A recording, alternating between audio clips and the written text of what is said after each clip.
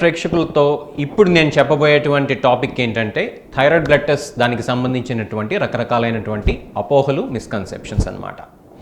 Thyroid రక్త పరీక్షల గురించి ముఖ్యంగా 3 రకాలైనటువంటి అపోహలు సమాజంలో ఉన్నాయి. ఒకటి, చాలామంది ఇది ఫాస్టింగ్లో అంటే ఖాళీ కడుపుతో వెళ్ళి చేయించుకోవాల్సినటువంటి రక్త పరీక్ష అని చెప్పి అనుకుంటారు. ఇది ఎంత మాత్రం నిజం కాదు. థైరాయిడ్ రక్త పరీక్షలు తిన్న తర్వాత కూడా మీరు ల్యాబ్కి వెళ్ళి రక్తం ఇవ్వచ్చు. రెండో విషయం, చాలామంది థైరాయిడ్ రక్త పరీక్షల్ని పొద్దున మాత్రమే వెళ్ళి చేయించుకోవాలని చెప్పి అనుకుంటారు. ఇది కూడా ఎంత మాత్రం నిజం కాదు. పొద్దున కానీ, మధ్యాహ్నం కానీ, సాయంత్రం కానీ, రాత్రి కానీ మీకు కుదిరినప్పుడు, ల్యాబ్ ఓపెన్ అయినప్పుడు ఎప్పుడైనా వెళ్ళి చేయించుకోవచ్చు.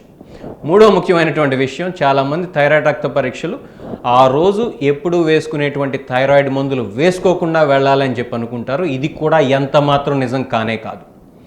థైరాయిడ్ రక్త పరీక్షలు ఆ రోజు వేసుకునేటువంటి థైరాయిడ్ మాత్రలు ఎప్పటిలాగే వేసుకుని చక్కగా వెళ్ళి చేయించుకోవచ్చు. ఈ 3 ముఖ్యమైనటువంటి విషయాలను గుర్తుంచుకోండి.